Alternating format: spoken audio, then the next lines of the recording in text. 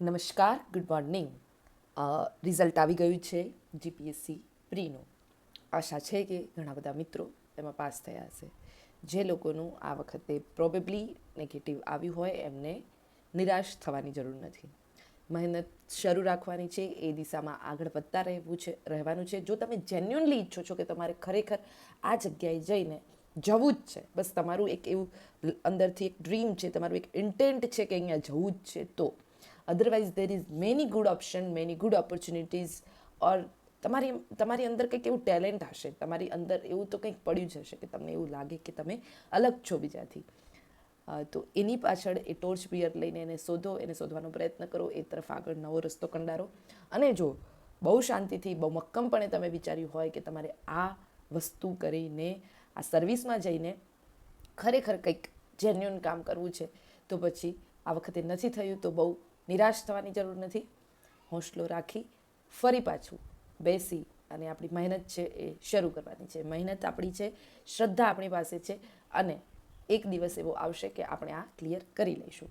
તો હવે બંને પક્ષોએ અગેઇન મહેનત તો કરવાની જ છે. જેમને છે એમને બહુ ટાર્ગેટેડ મહેનત કરવાની છે, જેમને નથી એમને એમની ભૂલો સુધારીને ફરી મહેનત કરવાની છે. તો આપણે આજનું ડિસ્કશન એ શરૂ કરીએ અને આપણી આગળની તૈયારીને ફરી વેગ આપીએ.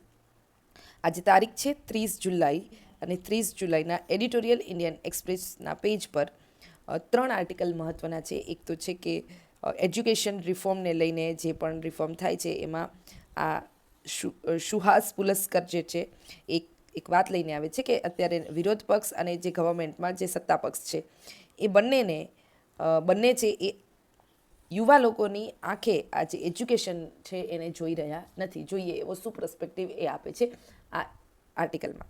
સાથે પીઆઈએલ વિશે અને સુપ્રીમ કોર્ટે કોઈ જજમેન્ટ આપ્યું છે જે ઇકોલોજીકલ બેલેન્સને પુનઃસ્થાપિત કરતું છે. આ વિશે આપણે જોઈશું. આની સાથે એક બીજો આર્ટિકલ મહત્ત્વનો છે, એ છે રિન્યુએબલ એનર્જી. આ 3 આર્ટિકલ છે એ આપણા એક્ઝામના દ્રષ્ટિએ, આપણે જે મેઇન્સ એક્ઝામ છે એની અંદર આપણને સીધા કામ લાગી શકે એવા છે, અથવા તો આ આર્ટિકલમાંથી એવું કંઈક ઇનડાયરેક્ટલી જાણવા મળી શકે કે જે આપણો એક નવો વ્યૂ પોઈન્ટ જનરેટ કરી શકે. તો જોઈએ આ આર્ટિકલ શું કહે છે. આર્ટિકલની શરૂઆત થાય છે કે one does not need social scientist to explain meaning and significance what happen on July 20. જુલાઈ 20ના રોજ શું બન્યું તેનો અર્થ સમજવા માટે કોઈ સમાજશાસ્ત્રીની જરૂર નથી. તે એક વિરોધ પ્રદર્શન તો હતું જ, પણ સાથે સાથે લોકોનો એક એંગર પણ એનાથી બહાર આવ્યો. એ સ્પષ્ટ હતું કે સરકારે અનિચ્છાએ આ દબાણ સામે ઝૂકવું પડ્યું. જે મંત્રીએ રાજીનામું આપ્યું તેમને જે રીતે આવકાર આપવામાં આવ્યો હતો તેનાથી એ વાત સાબિત થાય છે કે સરકારે આ કમને કર્યું છે. વિરોધ પ્રદર્શન પ્રત્યે અનાદર બતાવવાની આ રીત એક પેટર્નનો ભાગ છે. જ્યારે સરકારે આ દબાણ સામે ઘૂંટણ ટેકવ્યા ત્યારે ભાજપ તરફી સમર્થકો આ ગુસ્સા પાછળ કોઈ કાવતરું કે વિદેશી હાથ હોવાની વાતો ફેલાવવામાં વ્યસ્ત હતા. તો આ થયું કે લેખકનો એક જનરલ વ્યૂ પોઈન્ટ છે, અને આમાંથી ક્યાંક ને ક્યાંક આપણને એ પણ જાણવા મળે કે શું થઈ રહ્યું છે.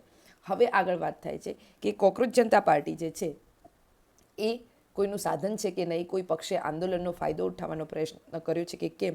અને વડાપ્રધાનનો જે ઇન્સ્ટાગ્રામ ઉપર મધ્યરાત્રિએ જે મેસેજ આવ્યો અને એના ઉપર એટલા બધા વ્યૂઝ આવ્યા, તે બાબતો એ દર્શાવે છે કે માત્ર આ બાબત કોઈ અખબારના ખૂણામાં છાપવા લાયક છે કે કેમ. સીજેપી આંદોલનનો સૌથી મોટો રસપ્રદ પાસું એ રહ્યું કે અભિજીત તિપકે કોકરોચ અંગેની પહેલી પોસ્ટથી લઈને અત્યાર સુધીની અણધારી અને આ સ્વયંભૂ યુનિટી એક આંદોલનમાં ફેરવાઈ ગઈ. આ પાસું કેવી રીતે આ આંદોલનમાં કન્વર્ટ થયું એ તપાસવાને બદલે સરકાર માત્ર નુકસાન અટકાવવા અને ગુપ્તચર એનું જે સિક્રેટ ઇન્ટેલિજન્સ ફેઇલર છે એવી વાતો કરવામાં અત્યારે વ્યસ્ત છે. બરાબર, ઇન્ટેલિજન્સ ફેઇલર એનું જે રહ્યું સરકારનું, એ વાતો કરવામાં સરકાર વ્યસ્ત છે. હવે જ્યારે તમે પ્રશંસા સિવાયના બધા જ દરવાજા છે એ બંધ કરી દો, ત્યારે ગુપ્તચરની જે તમારું જે ઇન્ટેલિજન્સ ફેઇલર છે એ થવાનું છે.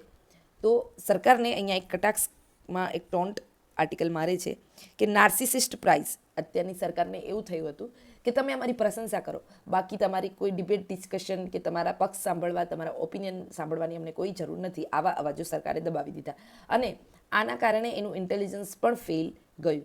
એટલે આ વસ્તુ એક અહીંયાથી આપણે શીખી શકીએ કે સરકારનું ઇન્ટેલિજન્સ નેટવર્ક હંમેશા હોય છે. અંદરની વાતો, છુપી વાતો, શું વેવ ચાલી રહ્યું છે લોકોના પક્ષે, એ સરકારને ખબર હોવી જોઈએ. તો સરકાર એ તરફના એડવાન્સમાં રિફોર્મ કરી અને એ ગુસ્સાને દબાવી શકે અને રચનાત્મક કામો કરી શકે. પરંતુ સરકાર તેમ નથી કરી રહી. એનું કારણ એ છે કે સરકારને નાર્સિસ્ટ જે પ્રેઇઝ હોય, જે પ્રશંસા હોય, પોતાની સ્વયં પ્રશંસા કરો તો જ ગમે, બાકી બધા અવાજોની જરૂર નથી. અને આ કારણે લેખક એવું કહે છે કે ઇન્ટેલિજન્સ ફેઇલર થયું. આગળ લેખક કહે છે કે yes, besides on the watch of current resign, અત્યારે જે વર્તમાન શાસનમાં લોકો શું વિચારે છે તે અંગેના વિશ્વસનીય ડેટાનો સ્પષ્ટ અભાવ છે. આના બે કારણો છે. એક તો જ્યારે જનમત પર, જ્યારે લોકો પર એક તીક્ષ્ણ નજર અને દબાણ હોય અને લોકોના મતો અંગેના સર્વેક્ષણના ડેટા પણ એનાથી થોડા પ્રભાવિત થઈ શકે. તો વર્તમાન શાસનમાં લોકો શું વિચારે છે, આવો એક વિશ્વસનીય ડેટાનો અભાવ છે. આ વસ્તુ આપણે અહીંયાથી સીધી ડાયરેક્ટ એક જાણવા મળે છે કે clear, reliable, empirical data what people think, આ વસ્તુ છે એનો અભાવ છે. અને આનું કારણ બે છે. This is for two reason. એક, મેથોડોલોજીકલી આપણી પાસે એવી કોઈ મેથડ નથી કે કઈ રીતે આપણે પબ્લિક ઓપિનિયનની જે એક્સ્ટ્રીમ ટોક્સિસિટી છે અથવા તો પ્રેશર છે સોશિયલ ડિઝાયબિલિટીનું, એમાં બાયસ રાખીએ છીએ. અને બીજું, secondly, this resign has been anti-data and has ensured that no independent actor will be able to collect public opinion. તો અત્યારની જે સત્તા છે, લેખક એવું કહે છે કે એ ડેટા વિરોધી રહી છે. બિકોઝ એમને એ ડેટા લે છે, જુઓ, પણ ક્યાંથી લે છે? સરકારના માણસો જાય અને સરકાર જે કહે એ મેથડથી ડેટા લેવાનો. કોઈ ઇન્ડિપેન્ડન્ટ સંસ્થા ડેટા કલેક્ટ કરે અને પછી કોઈ રિપોર્ટ બહાર પડે એવું આ સરકાર ઈચ્છતી નથી અને એવા કોઈ ડેટાને સ્વીકારતી નથી. તો આ સરકાર એન્ટી ડેટા રહી છે.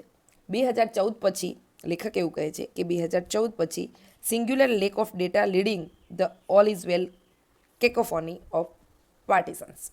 2014 પછી ડેટાના અભાવને કારણે સમર્થકો દ્વારા બધું જ સારું ચાલી રહ્યું છે એવો દેખાવ કરવામાં આવે છે અને એવો કકળાટ કરવામાં આવી રહ્યો છે. હવે આગળ લેખક કહે છે કે no wonder everyone was taken unaware by the extent and intensity expressed during CJP protest. કોઈ નવાઈની વાત નથી કે CJP આંદોલન દરમિયાન જોવા મળેલો આ રોષ છે એ બધા જોઈને આશ્ચર્યચકિત થઈ ગયા હતા. જ્યારે સરકાર તરફી મીડિયા હજુ પણ પ્રદર્શનકારીઓના કથિત ખરાબ વર્તન અને પાછળ છૂટેલા કચરા વિશે સમાચાર ફેલાવી રહ્યું છે, ત્યારે તેઓ એ વાતથી અજાણ છે કે આ આંદોલને રાજકારણમાં કેટલો મોટો પ્રભાવ પાડ્યો છે. દુર્ભાગ્યવશ Unfortunately, the regime seems to be unwilling to even read this single properly. પરંતુ સરકારને આ સંકેતો યોગ્ય રીતે સમજવા પણ અત્યારે સરકાર તૈયાર નથી. છેલ્લા 4-5 અઠવાડિયાથી રાજકારણને હચાવી નાખનાર આંદોલન મુખ્ય 3 મુદ્દાઓ એની સામે લાવ્યું છે. શરૂઆતમાં નીટ અને પેપર લીક પૂરતું એ મર્યાદિત હતું, પરંતુ તે એટલા પૂરતું જ નહોતું. સરકાર ડરતા અને ખોટી રીતે માત્ર પરીક્ષા લેવાની ટેકનોલોજી પર ધ્યાન આપતું હતું. વિરોધ પ્રદર્શન ફાટી નીકળે તે પહેલાં જ પ્રશ્નપત્રો પહોંચાડવાના જે માટે એરફોર્સનો ઉપયોગ કરવામાં આવ્યો, આ સરકારની બુદ્ધિશૂન્યતાની સ્પષ્ટ એક ક્લિયરિટી જાણે લોકોને મળી ગઈ. લીક પ્રૂફ પરીક્ષાઓ સુનિશ્ચિત કરવા માટે સમિતિની નિમણૂક કરવામાં પણ એ જ માનસિકતા ફરી જોવા મળી. તો લેખક અલ્ટિમેટલી અહીંયા એવું કહે છે કે પરીક્ષામાં જે પેપર લીક થાય છે એમાં તમે એરફોર્સથી શું કરતા હતા, એક્ઝામ પેપર ડિલિવર કરતા હતા. તો આ પણ તમારી એક ઇન્ટેલેક્ચ્યુઅલ બેન્કરપ્સી છે. એરફોર્સથી પેપર લીક કરવાથી શું પેપર નહીં ફૂટે એવી શું ગેરંટી છે? બીજું કે આવા ટેકનોલોજીકલ રિફોર્મ કરવાથી પેપર લીક નહીં થાય એની શું ગેરંટી છે? એટલે સરકાર એને આખા કોમ્પ્રિહેન્સિવ પર્સપેક્ટિવમાં હજી પણ નથી લઈ રહી. ઓકે, આગળ હવે લેખક કહે છે yes, we have made mess of exams. આપણે પરીક્ષાઓની વ્યવસ્થાને આખી બગાડી દીધી છે, પણ તેનું કારણ માત્ર લાલચ કે પેપર લીક નથી. જુઓ, જે પણ મિત્રો ઇન્ટરવ્યૂમાં અપિયર થાય એ મિત્રોને જનરલી ક્યાંક ને ક્યાંક આવું પૂછતા હશે. My one of friend have been this experienced કે એમને આવું પૂછવામાં આવ્યું કે અત્યારે જે પેપર લીક થાય છે એ કેમ થાય છે, તમે એને કઈ રીતે જુઓ છો, કયા કારણો છે? તો અહીંયા તમે જો આ પર્સપેક્ટિવમાં વાંચ્યું હોય તો તમે કહી શકો yes, we have made a mess of exams. એક તો આપણે સંપૂર્ણ પરીક્ષા પદ્ધતિ બગાડી દીધી છે, પરંતુ જે આ પેપર લીક થાય છે એ કોઈ ગ્રીડ અને કોઈ છેતરપિંડી કે લાલચના કારણે માત્ર થતા નથી. વાસ્તવિક મોટી સમસ્યા, real elephant in the room, વાસ્તવિક મોટી સમસ્યા શું છે? તો એડ્યુકેશન સિસ્ટમ જે છે, આપણી એજ્યુકેશન સિસ્ટમ ઇટ સેલ્ફ આની મૂળ સમસ્યા છે. આગળ લેખક કહે છે કે a meaningless system that merely works as a boring time pass as a craze for young adult is a root cause. This merely leads to senseless premium on exam result, meaningless exam and coaching industries. સમય પસાર કરવાની જે આ બાળકોને સાચવવાની જગ્યા જેવું આપણે આ મિનિંગલેસ અર્થહીન શિક્ષણ બનાવી દીધું છે એ સમસ્યાઓનું મૂળ છે. આ રોગના કારણે જ પરીક્ષાના પરિણામો પાછળ આટલી બધી દોડધામ અને કોચિંગ ઉદ્યોગો ઊભા થયા છે. સરકાર કે વિપક્ષમાંથી કોઈ યુવાનોની આંખોમાં આંખ નાખીને સમજાવી શકે તેમ નથી. શિક્ષણના નામે વર્ષોનો બગાડ કરવાનો આ અર્થ છે એ કોઈ સમજાવી શકતું નથી. તાજેતરના વિરોધ પ્રદર્શનો આ જ મોટી સમસ્યાનું લક્ષણ છે. મિત્રો, આ ડેપ્થની વાત આપણને કોણ કરતાં શીખવાડી શકે? તો આ પ્રકારના ન્યૂઝપેપર વાંચીએ તો. કે પ્રશ્ન એ નથી કે અત્યારે ગ્રીડ છે, લાલચ છે, આખી એડ્યુકેશન સિસ્ટમ આવી છે તેવી છે, ટેકનોલોજીકલ લૂપ હોલ્સ છે, લોકોને કરપ્શન કરવું છે, નૈતિકતા નથી, આ બધી વાત નથી. લેખક અહીંયા આર્ટિકલ દ્વારા તમને કહે છે કે આપણે આખી આ મિનિંગલેસ સિસ્ટમ બનાવી દીધી છે, એજ્યુકેશન સિસ્ટમને મિનિંગલેસ બનાવી દીધી છે. બોરિંગ ટાઈમ પાસ જેવું આપણે શિક્ષણ આપીએ છીએ અને આ સેન્સલેસ પ્રીમિયમ એક્ઝામ રિઝલ્ટ્સ છે જે એ જ બધાનું રૂટ કોઝ છે. મિનિંગલેસ એક્ઝામ પણ એના કારણે વધારે પાંગરી અને કોચિંગ ઇન્ડસ્ટ્રીઓ પણ વધારે ઉભરી આવી. તો જુઓ, આ કારણે અત્યારે neither government nor opposition can look youth in eye. તો અત્યારે આ તમે મિનિંગલેસ એક સિસ્ટમ બનાવી દીધી છે. એના કારણે નથી તો સરકાર કે નથી તો વિરોધ પક્ષ યુવાનોની આંખોમાં જોઈને એમને સમજાવી શકવા સમર્થ નથી કે તમારા વર્ષો છે એ એજ્યુકેશનના નામે અમે બગાડી રહ્યા છે. The latest protest are symptomatic of larger malaise. એટલે આ જે વિરોધ પ્રદર્શન છે એ જ સૌથી મોટી સમસ્યાઓનું લક્ષણ છે. સેકન્ડલી, બીજી વસ્તુ એ છે કે the protest and the striking energy they display represent the utter meaningless of life and the confront the youths. બીજું, આંદોલનોમાં અત્યારે જે દેખાઈ રહ્યું છે એક યુવાનોની ઉર્જા એ વાત ચોક્કસપણે દર્શાવે છે કે યુવાનોના જીવનમાં આજે કેટલી બધી અર્થહીનતા આવી ગઈ છે અને એ અર્થહીનતાનું સૌથી મોટું કારણ છે આપણી સડેલી એજ્યુકેશન સિસ્ટમ, આપણી મિનિંગલેસ એજ્યુકેશન સિસ્ટમ. તો વાત માત્ર યુવાનોની નોકરી મેળવવાનો નથી. આંદોલન નોકરી મેળવવાનું કે આ રાજીનામા આપવા પૂરતું નથી, પરંતુ ભવિષ્યમાં આ જે અનિશ્ચિતતા છે, મિનિંગલેસ અર્થહીનતા આવી ગઈ, યુવાનો એ વેક્યુમને સમજી નથી રહ્યા આ કેમ થયું. તો આ જે મિનિંગલેસ અર્થહીનતા શેના કારણે આવી? એ એડ્યુકેશન સિસ્ટમને આપણે આખી મિનિંગલેસ બનાવી દીધી એના કારણે આવી. અને આ મિનિંગલેસના કારણે જ મેરિટ એ શું કામ છે, મેરિટ કઈ રીતે અને મેરિટથી શું થશે, આ અર્થહીન લાગી રહ્યું છે. અને એટલા માટે આ પ્રકારની એક ટેકનિકાલિટી તમે જુઓ પેપર લીકની અને આ બધી તો એકદમ નાની નાની સાઈડ બાય પ્રોડક્ટ એની વધી રહી છે અનએથિકલી. પરંતુ એનો મૂળ પ્રશ્ન છે એ મૂળ પ્રશ્ન અહીંયા છે, બરાબર. ત્યાર પછી આગળ આર્ટિકલમાં વાત કરે છે કે it would be foolhardy to respond to this issue only by throwing numbers. તો સરકાર દ્વારા કોઈ મોટી કંપનીને ફાયદો કરાવવાથી આટલી નોકરીઓ પેદા થશે અને તેવા માત્ર આંકડાઓ આપીને આ સમસ્યાનો જવાબ આપવો એ તો બહુ મોટી મૂર્ખતા છે. જીવનની સામાન્ય પરિસ્થિતિઓ અને ભારતીય સમાજમાં રહેલી અસમાનતાઓ એવા આ ફેક્ટર છે કે જે આ અનિશ્ચિતતાના વાદળો સર્જે છે. એક સમય એવો હતો કે જ્યારે મૂડીવાદ પર આક્ષેપો થતા હતા. એક સમય એવો હતો કે જ્યારે મૂડીવાદ પર આક્ષેપો થતા હતા, પરંતુ આજની અર્થવ્યવસ્થા એક એવા વર્ગને પેદા કરી રહી છે કે જેને સમાજશાસ્ત્રીઓ શું કહે છે કે આ અનિશ્ચિત અને અસુરક્ષિત વર્ગ છે. પ્રિકેરિયાટ, બરોબર, એના માટે એક વર્ડ છે. Sociologist have termed or described this precariat, એટલે કે અનિશ્ચિત અને અસુરક્ષિત વર્ગ. તો આ કઈ રીતે પેદા થયો? કાર્લ માર્ક્સ હતા તો એમને અનસર્ટેનિટી માટે શેની ઉપર, તો આ જે કેપિટલિઝમ છે એની ઉપર એમને દોષ આપ્યો હતો. કેપિટલિઝમના કારણે લોકો આટલા શોષિત થયા. આ એક લેબર વર્ગ છે એ આવો જે શોષિત વર્ગ પેદા થયો. પરંતુ આજે જોવા જઈએ તો આજે આપણી અર્થવ્યવસ્થા છે એને માટે એમાંથી જે લોકો પેદા થઈ રહ્યા છે એને સોશિયલિસ્ટો કયો ટર્મ આપે છે? તો પ્રિકેરિયેટ. અને આ અનિશ્ચિત અને મિનિંગલેસ દુનિયામાં અસુરક્ષિત વર્ગ જે ઊભો થઈ રહ્યો છે એમાં એક મોટું કારણ આપણી શિક્ષણ વ્યવસ્થા પણ છે.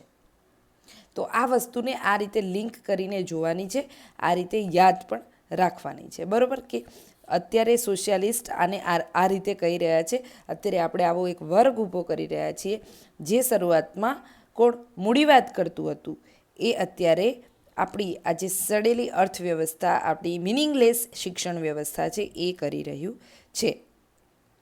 હવે આગળ વાત થાય છે આર્ટિકલમાં કે ભલે તમે કોઈ પણ આવકમાં જૂથ ધરાવતા વર્ગમાંથી બિલોંગ કરતા હો, તમે મધ્યમ વર્ગમાંથી હો, પણ જીવન એ ખૂબ જ અનિશ્ચિત બની ગયું છે અને લાઈફ ઇઝ પ્રિકેરિયસ.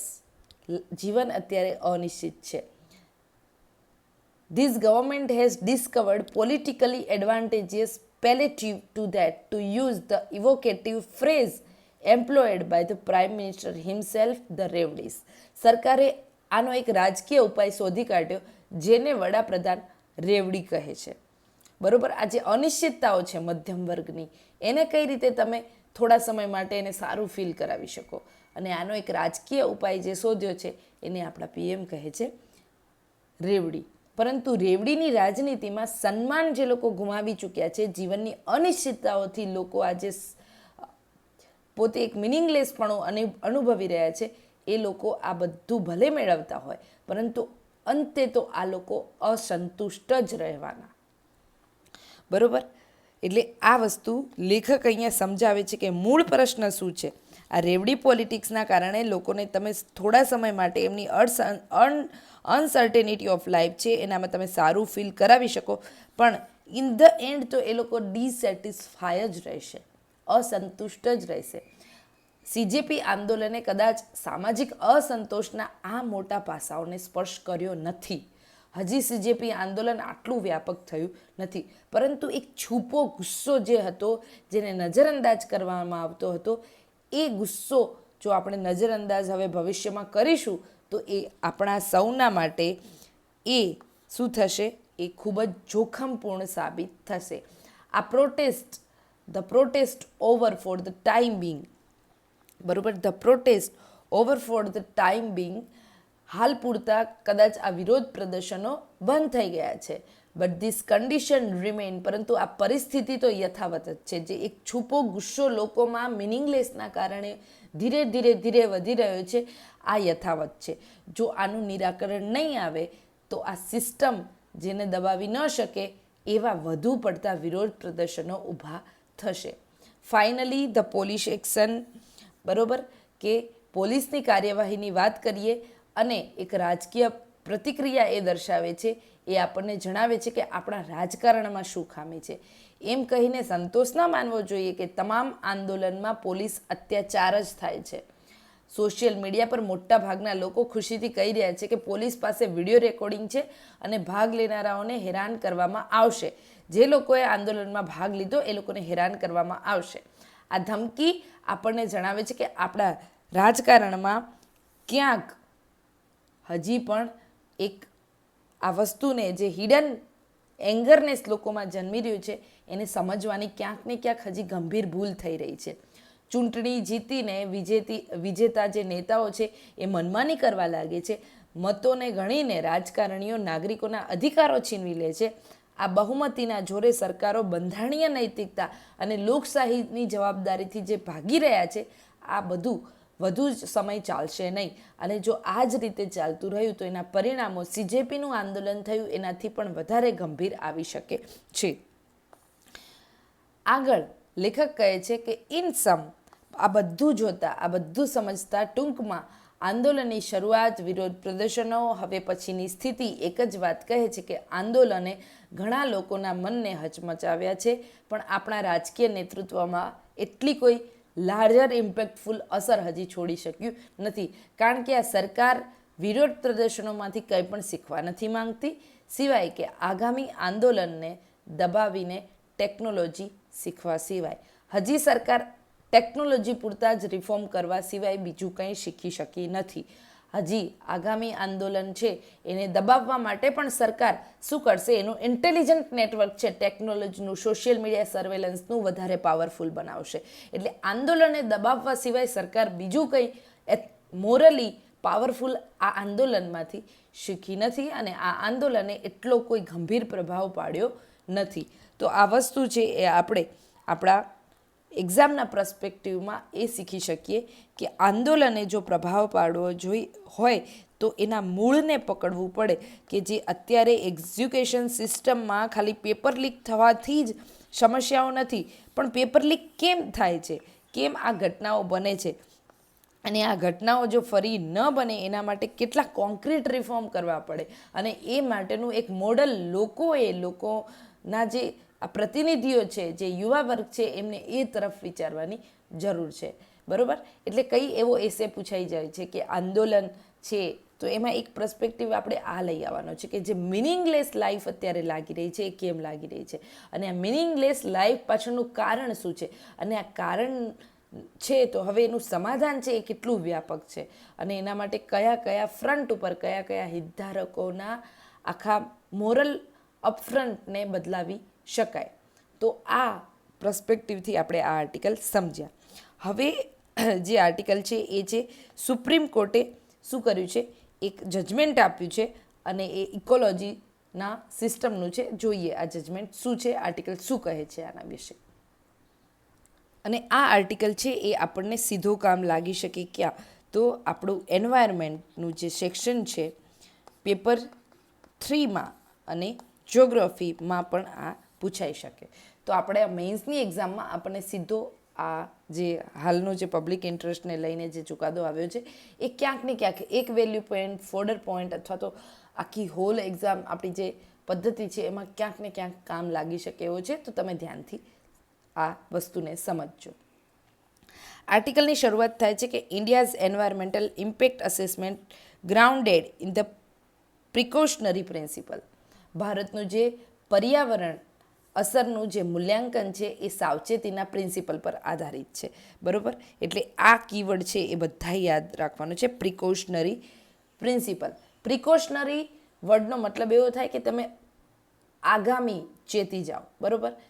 તમને હું કહું કે please be precaution about that, તો તમે આ બાબતે પહેલેથી સાચવજો, એવો મતલબ થાય. તો પર્યાવરણનું જે પર્યાવરણીય અસરો શું થશે એ બાબતનું આપણે એન્વાયરમેન્ટલ ઇમ્પેક્ટ અસેસમેન્ટ કરીએ, તો એન્વાયરમેન્ટલ ઇમ્પેક્ટ અસેસમેન્ટનો એક મુખ્ય સિદ્ધાંત છે એ છે પ્રિકોશનરી પ્રિન્સિપલ, સાવચેતીનો સિદ્ધાંત.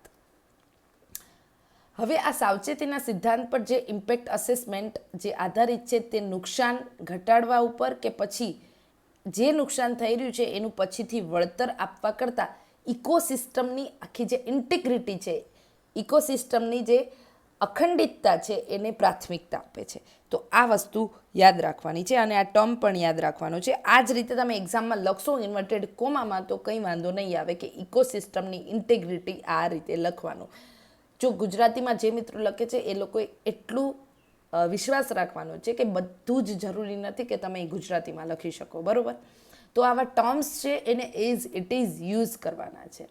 તો યસ, ઇન્ટિગ્રિટી ઓફ ઇકોસિસ્ટમ. તો ઇકોસિસ્ટમની ઇન્ટિગ્રિટીને પ્રાયોરિટી આપવી એ એન્વાયરમેન્ટલ ઇમ્પેક્ટ અસેસમેન્ટનો જે આ પ્રિકોશનરી પ્રિન્સિપલ છે એની પ્રાથમિકતા છે. હવે આગળ લેખક કહે છે આર્ટિકલમાં કે 2017થી આજે સરકારે જે પ્રોજેક્ટ શરૂ કર્યા એના પાછળ એ લોકો એન્વાયરમેન્ટલ ક્લિયરન્સ આપે છે, પર્યાવરણીય મંજૂરીઓ આપે, આ માટે અરજી કરવાની છૂટ આપીને આ સુરક્ષા કવચને ધીરે ધીરે 2017 પછી કેવું નબળું પાડી રહ્યું છે અને નબળું પાડવાનો પ્રયાસ કર્યો છે. તમે જુઓ 2020માં જે એન્વાયરમેન્ટલ ઇમ્પેક્ટ અસેસમેન્ટ માં સુધારો થયો, એ જે ડ્રાફ્ટ છે એ સમજશો તમે, એને જઈને જોશો તો તમને ખબર પડશે કે કેટલું બધું ઢીલાસ એન્વાયરમેન્ટલ ક્લિયરન્સ આપવામાં સરકાર કરી રહી છે. આ વર્ષમાં બહાર પાડવામાં આવેલા એક નોટિફિકેશનમાં નિયમોનું ઉલ્લંઘન કરનારાઓને જે આ પ્રક્રિયા પૂરી કરવા માટે એકવાર તક આપવામાં આવી હતી કે વિથ ડ્યુ પ્રોસેસ તમને જે ડિફોલ્ટર જે રહ્યા છે એમના માટે પ્રોવાઇડેડ વન ટાઈમ વિન્ડો. આનાથી શું થયું કે it is inaugurated the regime of post facto clearance, યાની કામ શરૂ થયા પછી એન્વાયરમેન્ટલ ક્લિયરન્સ મેળવવાનું. સપોઝ તમે સમજો કે તમારું ગામ છે કે તમારું શહેર છે, એમાં એક જગ્યા છે જે તમને બહુ ગમે છે, જ્યાં સરસ હરિયાળી છે. ત્યાં તમને પૂછવામાં ત્યારે આવે છે કે જ્યાં ઓલરેડી કામ શરૂ કરી દે, વૃક્ષો કપાઈ ગયા છે, ત્યાં ફેક્ટરી સ્થાપવાની શરૂઆત થઈ ગઈ છે, ને પછી તમારી પાસે એ લોકો આવે છે એન્વાયરમેન્ટલ ક્લિયરન્સ કે એન્વાયરમેન્ટલ ઇમ્પેક્ટ અસેસમેન્ટનું એક જે પ્રોસેસ છે એમાં તમને ભાગીદાર બનાવે છે. તો પોસ્ટ ફેક્ટો કામ શરૂ થયા પછી ક્લિયરન્સ મેળવવાનો કોઈ મતલબ જ નથી. અને 2017 પછી આ લોકોએ જે નિયમોમાં સુધારો કર્યો એમાં પોસ્ટ ફેક્ટો ક્લિયરન્સનું એક પ્રોવિઝન ઉમેરી દીધું, જેને 2021માં કેન્દ્ર સરકાર દ્વારા આ ઉલ્લંઘનોને કાયદેસર કરવા માટે જારી કરાયેલ જે મેમોરેન્ડમ હતું એના દ્વારા વધારે મજબૂત કરવામાં આવ્યું. એટલે 2017માં જે આ નિયમ આ લોકોએ એડ કર્યો એના માટે 2021માં ઓફિશિયલ મેમોરેન્ડમ આપી દીધું. એટલે આને સપોર્ટ આપી દીધો કે હા ભાઈ આ રીતે પોસ્ટ ફેક્ટો ક્લિયરન્સ થશે અને સેન્ટરમાં પણ જે આ રીતના ઉલ્લંઘન થાય છે એને રેગ્યુલરાઇઝ હવે સેન્ટર કરશે. બુધવારે સુપ્રીમ કોર્ટે આ જે ઓફિસ મેમોરેન્ડમ હતું 2021માં જે આવ્યું હતું એને રદ કર્યું. પર્યાવરણીય નિયમોનું પાલન ન કરનારા પ્રોજેક્ટ્સને આપમેળે એમને શું કર્યું, if they have not complied with the environmental safeguards, તો પછી આ પ્રોજેક્ટ છે એને બ્લેન્કેટ બેન એટલે એમના દરવાજા છે એ કાયદેસર રીતે સુપ્રીમ કોર્ટે બંધ કરવાનો ચુકાદો આપ્યો. જોકે કોર્ટે 2025ના એક પોતાનો જ એક ચુકાદો હતો એમાં એ વલણથી એ અત્યારે અલગ વલણ અપનાવીને એક એવો ચુકાદો આપ્યો જેમાં કોઈ પણ સ્વરૂપમાં જે પોસ્ટ ફેક્ટો પર્યાવરણીય મંજૂરી આપવામાં આવતી હતી, જે પ્રતિબંધ મૂકવામાં આવ્યો હતો એનામાં પણ થોડો ફેરફાર કર્યો છે. કોર્ટે આ વખતે જણાવ્યું કે it held that narrowly tailored amnesty scheme may be permissible where it is justified by public interest. તો જુઓ હવે આ વસ્તુનો મતલબ શું થાય.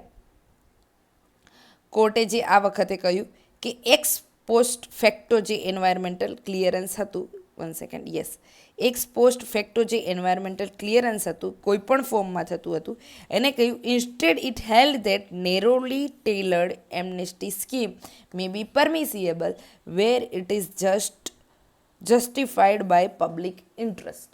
તો જ્યારે પબ્લિક ઇન્ટરેસ્ટમાં કે જ્યાં લોકહિત દ્વારા આને યોગ્ય ઠેરવવામાં આવે ત્યાં શું કહ્યું છે કે એક એમ્નેસ્ટી સ્કીમ શું હોય, એક માફી યોજના હોય. જેમ કે સપોઝ કે તમને જીએસટીમાં કે કોઈ પણ બીજા રેવન્યુમાં ખબર હોય તો ત્યાં શું આવે તો વેરા માફી યોજના આવે, એટલે એટલો ટેક્સ તમારો માફ કરી દેવામાં આવે. તો એને આપણે શું કહીએ, ટેક્સ એમ્નેસ્ટી સ્કીમ. એમ્નેસ્ટી વર્ડનો અર્થ આવો થાય કે એમાં તમને મુક્ત કર્યા છે, બરાબર. તો અહીંયા સુપ્રીમ કોર્ટે જજમેન્ટમાં કહ્યું કે નેરોલી ટેલર્ડ એમ્નેસ્ટી સ્કીમ એટલે મર્યાદિત રીતે તમને માફી યોજનાનો આનો તમે લાભ લઈ શકશો. આ ચુકાદો મહત્વપૂર્ણ એટલા માટે છે કે જે કોર્ટે જે કહ્યું કે અહીં significant because it clarifies the court's own position on post facto environmental clearance. આ ચુકાદો મહત્વપૂર્ણ છે કારણ કે પૂર્વવર્તી જે પર્યાવરણીય મંજૂરીઓ મળી જતી હતી એના પર કોર્ટે પોતાની સ્થિતિ, પોતાનું સ્ટેન્ડ સ્પષ્ટ કર્યું છે. 2020માં જે એલેમ્બિક ફાર્માસ્યુટિકલ વિરુદ્ધ રોહિત પ્રજાપતિનો જે કેસ હતો, આ કેસમાં સુપ્રીમ કોર્ટે ચુકાદો આપ્યો હતો કે જે પછીથી જે એન્વાયરમેન્ટલ ક્લિયરન્સ જે પછીથી આપવામાં આવે છે એ શું છે, પર્યાવરણીય નિયમોની એકદમ વિરુદ્ધ છે. તો આ બાબત, આ કેસ છે એ તમે બધાએ યાદ રાખવાનો છે કારણ કે એક્ઝામમાં પૂછાય તો આ સીધો તમે એને ત્યાં મેન્શન કરી શકો તમારા પેપરમાં, બરાબર. કેસનું નામ છે the Alembic pharmaceutical limited versus Rohit Prajapati. Supreme કોર્ટે આ કેસમાં શું કહ્યું હતું તો the supreme court held that retrospective clearance એટલે એક વખત પ્રોજેક્ટ શરૂ થઈ ગયો છે, ઝાડવા કપાઈ ગયા છે અને પછી તમે લોકો પાસે જાઓ છો એન્વાયરમેન્ટલ ક્લિયરન્સ માટે. તો આ છે એ કોન્ટરરી છે, એ વિરુદ્ધ છે કોની, તો જે ફિલોસોફી છે પર્યાવરણને સુરક્ષાની એનાથી. તો એન્વાયરમેન્ટલ રેગ્યુલેશનની ફિલોસોફીથી આ એકદમ વિરુદ્ધ છે, એના નિયમોથી વિરુદ્ધ છે. એટલે આ વસ્તુ યોગ્ય નથી. પોસ્ટ ફેક્ટો તમે ક્લિયરન્સ લેવા જાઓ છો એ યોગ્ય નથી, રેટ્રોસ્પેક્ટિવ ક્લિયરન્સ યોગ્ય નથી. હવે આગળ મે 2025માં સુપ્રીમ કોર્ટે ફરી એક ચુકાદો આપ્યો અને એમાં એને કહ્યું કે આવી છૂટછાટો ડેવલપર્સને પહેલાં કાયદો તોડવા અને પછી મંજૂરી મેળવવાની પ્રેરણા આપે છે. તો અગેઇન 2025માં પણ સુપ્રીમ કોર્ટે આ બાબતે ચુકાદો આપ્યો હતો અને એમાં કહ્યું હતું કે આ ડેવલપર્સ જે છે, જે લોકો આવા બાંધકામ, રિયલ એસ્ટેટ સેક્ટરમાં કે પછી ફેક્ટરી બનાવવામાં જોડાયેલા છે, એમને પ્રોત્સાહન આપે છે કે પછીથી મંજૂરી મેળવી લઈશું તો ચાલશે. However the court appears to move in the opposite direction 6 months later, પરંતુ 6 મહિના પછી કોર્ટે એક વિરુદ્ધ દિશામાં જતી હોય એવું પણ જણાયું હતું. Following review petition filed by Center and Industries Body, a 3-judge bench recalled the May 25 judgment. તો 2025માં 6 મહિના પછી જે ચુકાદો એમને પહેલાં આપ્યો હતો એમાં જાણે સુપ્રીમ કોર્ટ થોડી ઢીલી પડી હોય એવું પણ લાગ્યું હતું. પરંતુ આ બુધવારનો ચુકાદો, જે વેનસડે જે ચુકાદો આવ્યો છે, એ ચુકાદો રાઇટ ડિરેક્શનમાં આવેલો હોય તેવું જણાય છે. સરકાર પર એક જવાબદારી અહીંયા કોર્ટે પ્રસ્થાપિત કરી કે એવા પ્રોજેક્ટ જે તર્કસંગત તમારે એની પસંદગી કરવાની છે અને પર્યાવરણીય મંજૂરીઓની આવશ્યકતામાંથી એને તમે મુક્તિ આપી શકો છો, બરાબર. કારણ કે આપણે આગળ જોયું કે એમનેસ્ટી સ્કીમ એન્વાયરમેન્ટ ક્ષેત્રમાં પણ સુપ્રીમ કોર્ટે એનો ઉલ્લેખ કર્યો. એટલે તમારે સરકારે રેશનલી વિચારવાનું છે અને એવા પ્રોજેક્ટ્સ જે છે જે ખૂબ જ જરૂરી છે તો એને તમે એન્વાયરમેન્ટલ ક્લિયરન્સમાંથી મુક્તિ આપી દો. પરંતુ બધા જ પ્રોજેક્ટને તમે આમ રેટ્રોસ્પેક્ટિવલી મુક્તિનો લાભ આપો તો એ તો ખોટું છે. તો પર્યાવરણ ઇકોસિસ્ટમ ઇન્ટિગ્રિટી ઉપર સંતુલન જાળવવું પડશે, એ કોર્ટનો આ ચુકાદામાં આગ્રહ રહ્યો છે. એન્વાયરમેન્ટલ જે જ્યુરિસ્ડિક્શન છે એ વ્યાપક દિશામાં આ ચુકાદામાં થયું છે. તો આ વર્ડ પણ તમારે યાદ રાખવાનું છે, એન્વાયરમેન્ટલ જ્યુરિસ્પ્રુડન્સ, બરાબર. એ વ્યાપક બન્યું આ ચુકાદા દ્વારા. હવે આગળ લેખક કહે છે કે ફોર મોર દેન 2 decades, 2 દશકાઓથી વધારે થઈ ગયા અને સુપ્રીમ કોર્ટે બંધારણીય જોગવાઈઓનું અત્યારે જે વ્યાપક અર્થઘટન કર્યું છે તે સ્વસ્થ પર્યાવરણ એ જીવનના અધિકારનો એક અભિન્ન અંગ છે, આવું સુપ્રીમ કોર્ટ 20 વર્ષ પહેલાં કહી ગઈ છે. પરંતુ શું આપણે આ અભિન્ન અધિકારને જાળવવાનો ક્યારેય પ્રયત્ન કર્યો છીએ ખરા? ક્યારે આપણે પર્યાવરણને આટલું સિરિયસલી લીધું છે ખરા? એ વસ્તુ સરકારે અને આપણે બધાએ વિચારવાની જરૂર છે. હવે આગળ આર્ટિકલ કહે છે કે ઇન ધ સેમ વે, બરોબર, in the same way it has now required the state to demonstrate the public interest served by the project is sufficiently compelling. હવે આ જ રીતે હવે રાજ્યએ પણ એ સાબિત કરવાનું અનિવાર્ય બની જશે કે પ્રોજેક્ટ લોકહિત સચવાય એ રીતે ઇમ્પ્લિમેન્ટ થઈ રહ્યા છે. છૂટછાટ જરૂરી છે, ક્યાંક તમને ક્લિયરન્સમાં એક્ઝેપ્શન મળવા પણ જોઈએ, પરંતુ જો એન્વાયરમેન્ટલ ડિગ્રેડેશન થશે તો એની સામે લોકોનું હિત કેટલું છે, જાહેર ફાયદો આમાં કેટલો છે, કયું વેટેજ એ સૌથી વધારે છે ને એની ઇમ્પેક્ટ કેટલી બધી સ્વાસ્થ્ય ઉપર થાય છે, આ વસ્તુને પર્યાવરણના કોન્ટેક્સ્ટમાં, લોકહિતના કોન્ટેક્સ્ટમાં સમજીને પછી જ તમને ક્લિયરન્સ મળશે.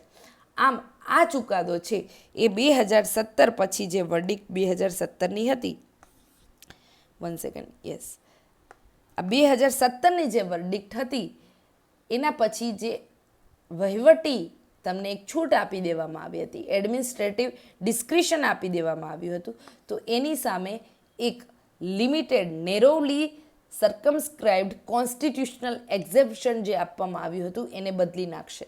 રાષ્ટ્રીય સુરક્ષા, સ્વાસ્થ્ય સુવિધા કે પછી પછાત વિસ્તારોમાં હાઈવે પ્રોજેક્ટ્સ જેવા મામલાઓમાં કોર્ટ દ્વારા માન્યતા પ્રાપ્ત છૂટછાટ મૂલ્યવાન થઈ શકે છે.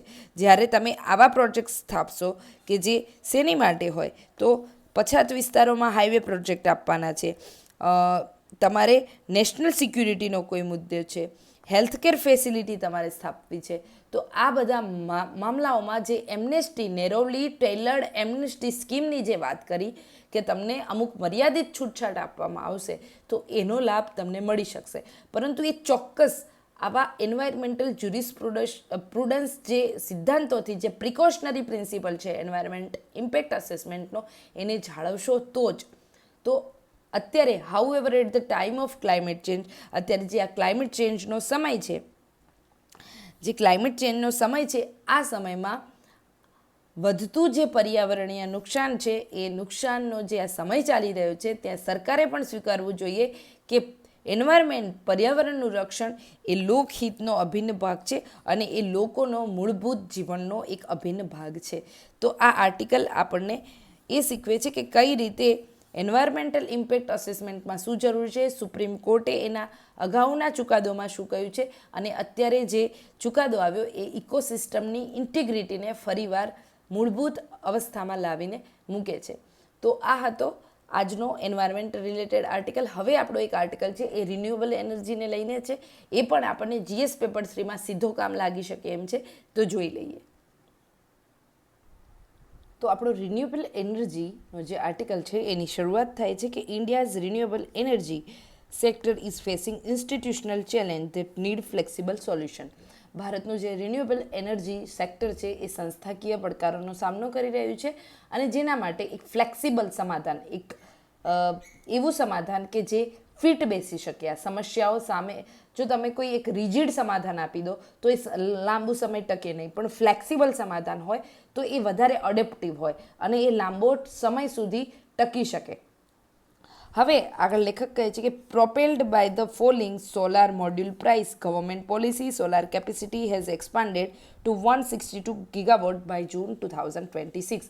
સોલાર મોડ્યુલના ઘટી રહેલા ભાવ અને સરકારી નીતિઓના કારણે જૂન 2026 સુધીમાં આપણી સોલાર કેપેસિટી છે એ વધીને 162 ગીગાવોટ થઈ ગઈ છે.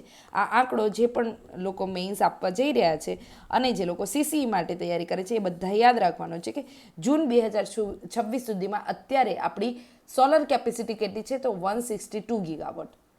આગળ વાત કરે છે yet at the very moment, છતાં પણ જે અત્યારની જે સમય છે જ્યારે આ પરિવર્તન માટે આપણે વધારે મોર ફ્લેક્સિબલ માર્કેટ પ્રોડક્ટ્સની જરૂર છે.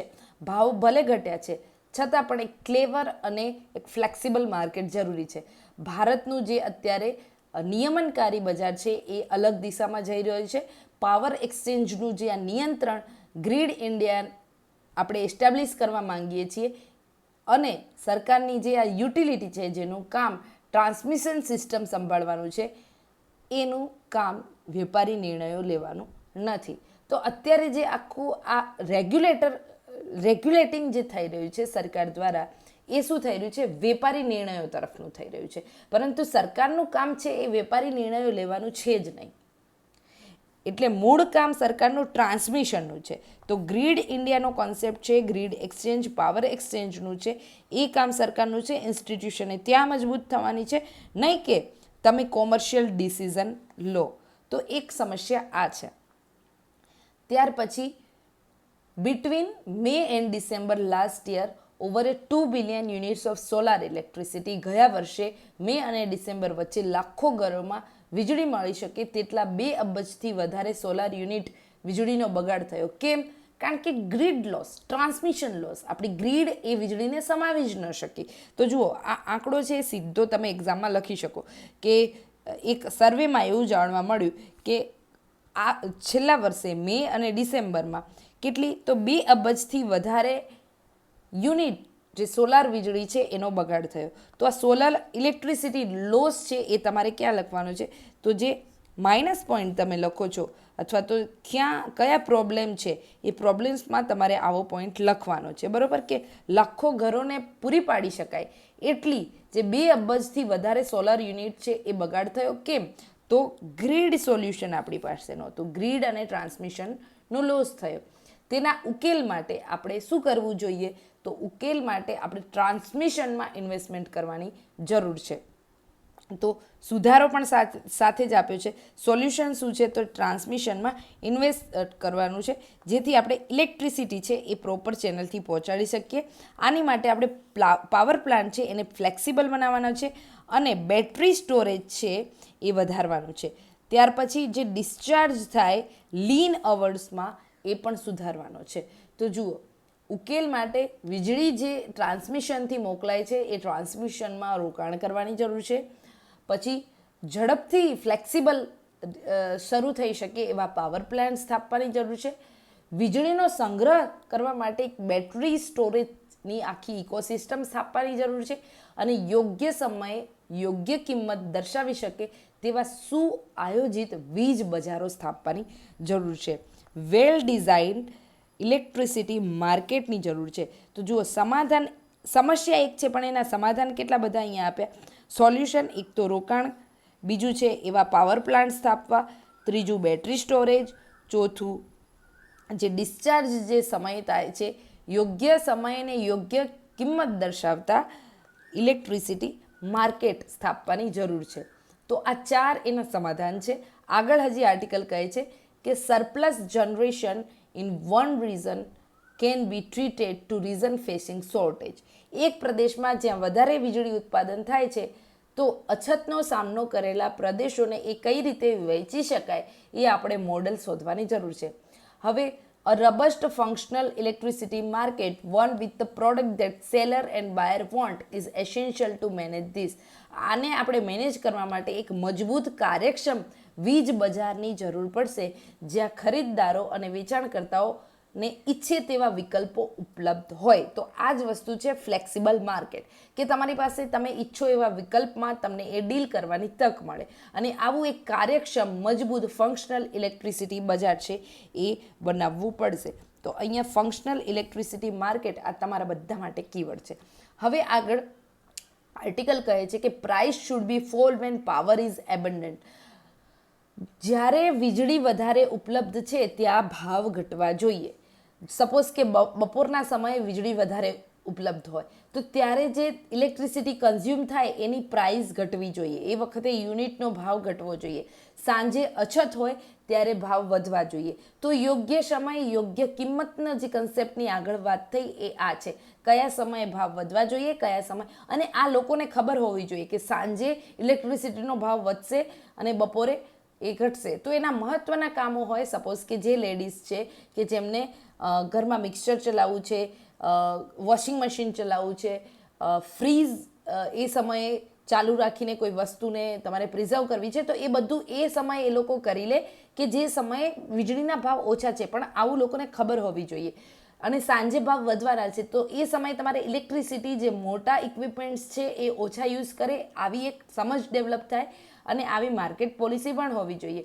તો એનાથી શું થશે, ઇલેક્ટ્રિસિટી કન્ઝમ્પશન પણ થશે સારું એવું બપોરના સમયે, અને લોકોને એ અફોર્ડેબલ પણ બનશે. અને સાંજે જ્યારે ઉદ્યોગોમાં વીજળી ડાયવર્ટ થાય એ સમયે ડોમેસ્ટિક વીજળી ઓછી વપરાય તો એ લોડ છે, લોડ ટ્રાન્સમિશન છે એ પણ ઘટશે. તો આ રીતનું આખું માર્કેટ, આ રીતની લોકોમાં જાગૃતતા આવવી જોઈએ. અને આની માટે જરૂરી શું છે, ઉત્પાદન અને સ્ટોરેજ, બેટરી સ્ટોરેજ સિસ્ટમ આપણે આ પ્રકારનું વિકસાવવું પડશે. તો એક વસ્તુ આપણે અહીંયાથી આ શીખ્યા કે કઈ રીતે આપણે મેનેજ કરી શકીએ આ પ્રોસેસને. આની માટે ગુડ માર્કેટ ડિઝાઇન અને ઉત્તમ બજાર વ્યવસ્થા અને ઉર્જાનો બગાડ કર્યા વગર એક જટિલ ગ્રીડને સંતુલિત રાખતી આખી ટ્રાન્સમિશન સિસ્ટમ બનાવવાની જરૂર છે કે renewable heavy grid balanced without wasting energy overloading equipment. તો આ વસ્તુ છે એ અત્યારે એનર્જી સેક્ટરમાં સ્થાપવાની એઝ અ રિફોર્મેટિવ વેમાં જરૂર છે. આગળ આર્ટિકલ વાત કરે છે કોન્ટ્રરી ટુ ધીસ નીડ, આ જે જરૂરિયાત છે એનાથી વિપરીત જુલાઈ 2025 અને જાન્યુઆરી 2026માં જે સર્ક છે, આપણી જે સેન્ટ્રલ એનર્જી રેગ્યુલેટરી જે ઓથોરિટી છે, જે સેન્ટર છે, એને એક પ્રસ્તાવ મૂક્યો કે ગ્રીડ ઇન્ડિયા માર્કેટમાં માર્કેટ કપલિંગ ઓપરેટર બને, જે આપણા 3 એક્સચેન્જ છે, બરાબર. કયા તો ઇન્ડિયા એનર્જી એક્સચેન્જ, પછી પાવર એક્સચેન્જ છે અને એક હાઈ પાવર એક્સચેન્જ છે. આ બધાની જે બોલી લાગે, બરાબર, હરાજી દરમિયાન, તો એને એક જ અલ્ગોરિધમમાં જોડી અને વન નેશનલ પ્રાઇઝ નક્કી કરવામાં આવે. તો એક આ પ્રકારનો પ્રસ્તાવ પણ કોને મૂક્યો છે, સર્ક દ્વારા મુકાયો છે. તો આપણે આપણી એક્ઝામમાં એ વસ્તુ લખી શકીએ કે જે ફ્રેગમેન્ટેડ માર્કેટ પ્રાઇઝનું સિસ્ટમ છે એને આપણે યુનિફોર્મ નેશનલ પ્રાઇઝમાં કન્વર્ટ કરવું જોઈએ. અને આ પ્રસ્તાવ કોને મૂક્યો હતો, તો સર્કે મૂક્યો હતો. અને એને જે નામ આપ્યું છે સર્કે, એનું નામ છે માર્કેટ કપલિંગ ઓપરેટર ઇન્ડિયાએ બનવાની જરૂર છે. અને એના માટે યુનિફોર્મ નેશનલ પ્રાઇઝનો એક પ્રસ્તાવ મૂકવામાં આવ્યો છે. કારણ એવું આપવામાં આવ્યું હતું કે બજાર જે આ ફ્રેગમેન્ટેડ છે એના કારણે ગ્રાહકોને વધારે નુકસાન થાય છે. તો હવે જોઈએ કે ડેટા શું કહે છે, આ બાબતનો આપણી પાસે પુરાવો શું છે. મોટાભાગની વીજળીનું ટ્રેડિંગ અહેડ માર્કેટ અને રિયલ ટાઈમ માર્કેટમાં થાય છે. એટલે વીજળીનું જે ટ્રેડિંગ થાય એ અહેડ માર્કેટમાં અને રિયલ ટાઈમ બંને પ્રકારના માર્કેટમાં થાય છે, જે ટૂંકા ગાળાના ઉત્પાદન માટેનું માર્કેટ છે. હવે ઇન્ડિયા એનર્જી એક્સચેન્જ છે એ લગભગ 80 થી 85% ટ્રેડિંગ વોલ્યુમ સંભાળે છે. મોટાભાગનો વેપાર છે ઇન્ડિયા એક્સચેન્જમાં થાય છે, જેને કોઈપણ સંજોગોમાં વેરવિખેર બજાર કહી શકાય નહીં. તો સર્કે આવું કેમ કહ્યું? સર્કના પોતાના રિપોર્ટમાં 0.3%નો સુધાર નોંધાયો હતો અને લાંબા ગાળે જે ડેટા આપણને મળી આવે એમાં જે ફાયદો છે એ તો સાવ 0.013% જ છે. હવે સર્કના જે જણાવેલા જે કારણો છે એની પાછળ ઇન્ડિયા એક્સચેન્જના એક ડોમિનન્સનો પ્રશ્ન અહીં છુપાયેલો છે. પરંતુ આ જે ડોમિનન્સ છે એ સત્તાનો દુરુપયોગ નથી. ઇન્ડિયા એનર્જી એક્સચેન્જ છે એમાં વધુ ફી વસૂલવામાં આવે છે અને એના તરફ પક્ષપાત પણ કરવામાં આવે છે. કિંમતોમાં મેન્યુપ્યુલેશન પણ થાય છે, પરંતુ ઇન્ડિયા એક્સચેન્જ પર કોઈ આવો સત્તાવાર આરોપ નથી. તો પછી સર્ક છે એ આવું મોડલ આપીને વાસ્તવમાં શું આ સમસ્યા ઉકેલી શકશે કે નહીં, એક પ્રશ્ન છે. વાસ્તવિક જોખમ આપણી સામે શું છે? તો ઇન્ડિયા એક્સચેન્જના માર્કેટ શેરનો નથી, પરંતુ એકવાર સરકારી સંસ્થા છે આવા કેન્દ્રીય જે સેન્ટ્રલાઇઝ અલ્ગોરિધમનું નિયંત્રણ પોતાના હાથમાં લઈ લે તો પછી બજારમાં એ નવીનતા આવશે નહીં. એટલે બજારને પોતાની રીતે મુક્ત રાખવું એનર્જી સેક્ટરમાં પણ જરૂરી છે. એટલે સરકારે ઇન્ડિયા એનર્જી એક્સચેન્જ સ્થાપીને એના ઉપર જે વધારે પડતું રેગ્યુલરાઇઝેશન કરે છે એ સમસ્યા છે. એટલે સર્ક પણ એનો ડેટા છે એ ચોક્કસ આપી શકતી નથી. જ્યારે એક્સચેન્જો એ જે આવા એનર્જી એક્સચેન્જ છે એ સોલાર અને વિન્ડ એનર્જીને અનુસાર જે કલાક દીઠ જે પોતે એક એગ્રીમેન્ટ કર્યો છે એ આ અઠવાડિયામાં એને બંધ કરવાનો શું આપ્યો આદેશ પણ આપી દીધો છે. સર્કે રાઉન્ડ રોબિન મોડેલ સૂચવ્યું હતું, જેમાં અહીંયા છે એક જ મિનિટ, યસ 1 સેકન્ડ,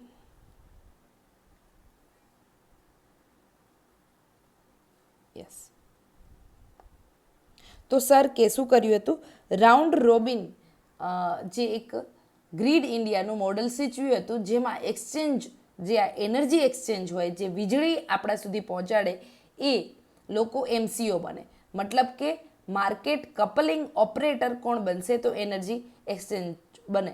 અને એપ્રિલ 2026માં ડ્રાફ્ટ નિયમોમાં કેટલાક સુધારા કરવામાં આવ્યા અને ગ્રીડ ઇન્ડિયા જે છે આપણું ગ્રીડ ઇન્ડિયાનું આખું મોડલ છે, એનર્જી ટ્રાન્સમિશનનું જે આ મોડલ છે એમાં એકમાત્ર MCO બનાવવામાં આવ્યું. ગ્રીડ ઇન્ડિયાએ પોતે સર્કને આ બાબતે પુનર્વિચાર કરવા માટે અત્યારે રાઉન્ડ રોબિન સિસ્ટમ અપનાવવા માટે વિનંતી કરી છે. આનાથી ખર્ચ વધશે એ જાણતા હોવા છતાં પણ. તો grid India's preference for administrative simplicity is rational for system operator. System operator માટે વહીવટી સરળતા ઈચ્છવી એ સ્વાભાવિક છે. તેનું કામ રિયલ ટાઈમમાં ગ્રીડને સંતુલિત કરવાનું છે, ગ્રાહકો સાથે સ્પર્ધા કરવાનું કે વ્યાપારી જોખમ લેવાનું નથી. બટ અંડર ફૂલ કપલિંગ, પરંતુ જો સંપૂર્ણ જોડાણ કરવામાં આવે, every new trading product will require rewriting the algorithm grid India controls. તો દરેક નવા ટ્રેડિંગનું જે ઉત્પાદન થશે તો એમાં ગ્રીડ ઇન્ડિયાનું નિયંત્રણવાળા અલ્ગોરિધમમાં ફેરફાર કરવો પડશે અને જેનાથી બજારમાં જે નવીનતા આવી રહી છે એ કદાચ ધીમી પડી શકે છે. તો ભારતના રિન્યુએબલ સેક્ટરમાં એવી બજાર વ્યવસ્થા સ્થાપવી જરૂરી છે કે જે ફ્લેક્સિબલ કેપેસિટી રિયલ ટાઈમ કિંમતથી એને નવાજી શકીએ. અર્થાત કે રિયલ ટાઈમ પ્રાઇસ છે એ ફ્લેક્સિબલ રહે, લોકોને પરવડે તેવા હોય. આ માટે ફ્રીક્વન્સી રેગ્યુલેશનની જે સેવાઓ છે એનાથી સ્પર્ધાત્મક બજારો ખુલશે, સ્ટોરેજ રોકાણોને યોગ્ય ભાવ મેળવવાની તક આપશે અને બજારમાં real time regulatory priorities rather than imagine problem of market dominance.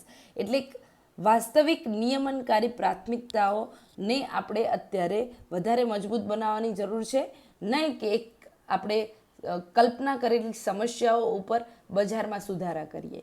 તો મૂળ વાત એ છે કે બજારમાં જે રિન્યુએબલ એનર્જીના ક્ષેત્રમાં એને જે રેગ્યુલરાઇઝ કરવાનું છે તો એ રેગ્યુલરાઇઝ છે એ બહુ પ્રિકોશનરી એને સાવચેતીથી કરવાની જરૂર છે. તો આ આર્ટિકલમાંથી મૂળ વસ્તુ શીખવાની એ જ હતી. સપોઝ આમાં ટેકનિકાલિટીની વધારે વાત કરવામાં આવી છે, પરંતુ આપણા એક્ઝામની દ્રષ્ટિએ આપણે 4-5 ચાર મુદ્દા છે એ આમાંથી પરફેક્ટ શીખી લઈએ. તો એક તો જુઓ કે ભારતમાં સોલારની ક્ષમતા છે એનો વિકાસ ઝડપથી થઈ રહ્યો છે. 2026 સુધીમાં અત્યારે આપણે 162 ગીગાવોટની ક્ષમતા પ્રાપ્ત કરી લીધી છે. બીજું કે એક પોઈન્ટ હતો કે બજાર વિરુદ્ધ શું છે તો રેગ્યુલેટર, નિયમનકાર, બરોબર. તો અત્યારે સર્ક છે આપણું જે સેન્ટ્રલ એનર્જી રેગ્યુલેટરી ઓથોરિટી છે એ એવું ઈચ્છે છે કે એક ઇન્ડિયા એનર્જી એક્સચેન્જ બનાવી લઈએ અને આનું જે નિયંત્રણ છે, આનું નિયમન છે, એનું નિયંત્રણ ગ્રીડ ઇન્ડિયાના હાથમાં સોંપી દેવામાં આવે. હવે ગ્રીડ ઇન્ડિયા શું છે તો એ સરકારની એક સંસ્થા છે અને આના હાથમાં આનું નિયંત્રણ સોંપી દેવામાં આવે.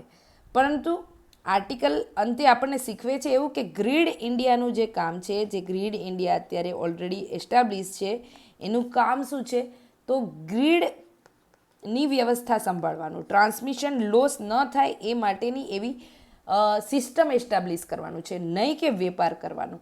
તો બજારને રેગ્યુલેટ કરવાની સરકારે કોશિશ ન કરવી જોઈએ, વેપારને પોતાની રીતે વિકસવા દેવો જોઈએ રિન્યુએબલ ક્ષેત્રમાં. જો સરકાર નિયંત્રણ જો બજારમાં કરશે તો શું થશે? ઇનોવેશન ખોરવાઈ જશે, સ્પર્ધાત્મકતા અટકી જશે અને ખાનગી હરીફાઈ છે એ નબળી પડી જશે. તો બજારમાં કોઈ ગંભીર સમસ્યા નથી. ઇન્ડિયા એનર્જી એક્સચેન્જ પાસે માર્કેટનો મોટો શેર છે, તેનો અર્થ નથી કે એનો દુરુપયોગ કરશે, પણ સરકારે નિયમનકારી રીતે બજાર પર કાબૂ મેળવવાના બદલે એ વાત ઉપર ધ્યાન આપવું જોઈએ કે વીજળીનો સંગ્રહ કઈ રીતે આપણે વધારે કરી શકીએ અને ગ્રીડ કઈ રીતે વધારે મજબૂત બનાવી શકીએ. તો આ આર્ટિકલમાં જે અહીંયા આપણે જોયું ને કે સમસ્યા કીધી કે 2 અબજ જેટલી વીજળી છે એ શું થઈ જાય છે? લોસ થઈ જાય છે. તો આની સમસ્યા શું? તો અહીંયાથી જ આપણે એક્ઝામ પોઈન્ટ ઓફ વ્યૂથી સૌથી મહત્ત્વનો આર્ટિકલ આ છે કે એનું સોલ્યુશન શું છે. તો આપણા જે ઇલેક્ટ્રિસિટીનું જે ગ્રીડ સિસ્ટમ છે એમાં ઇન્વેસ્ટમેન્ટ કરવાની જરૂર છે, પાવર પ્લાન્ટને ફ્લેક્સિબલ રૂપમાં સ્થાપવાની જરૂર છે, બેટરી સ્ટોરેજને વધારે મજબૂત કરવાની જરૂર છે અને એક વેલ ડિઝાઇન ઇલેક્ટ્રિસિટી માર્કેટ સ્થાપવાની જરૂર છે. તો આ વસ્તુ આપણે સીધા આપણા એક્ઝામમાં આ 5 પોઈન્ટ જો રિન્યુએબલ એનર્જી ક્ષેત્ર કંઈ આવે છે તો આપણે સમસ્યા તો લખવાની જ છે. આવી સમસ્યાઓ છે ટ્રાન્સમિશન લોસની, પણ એના ઉકેલ શું છે? તો આ 5 ઉકેલના સ્વરૂપમાં આપણે સીધું ત્યાં લખી શકીએ છીએ. તો આશા છે કે આજનું આ ડિસ્કશન છે આપ સૌ મિત્રોને એક્ઝામમાં સીધું કામ લાગે. અને જો તમને આ ડિસ્કશન જેન્યુઅન લાગ્યું હોય તો તમે આ વસ્તુને લાઇક, શેર, સબસ્ક્રાઈબ કરજો, તમારા મિત્રો સુધી પહોંચાડજો. અને જો તમને કંઈ નવા પ્રયાસની જરૂર જણાતી હોય તો તમે અમને કોમેન્ટમાં એ બાબતના સૂચનો સૂચવી શકો છો. Thank you so much.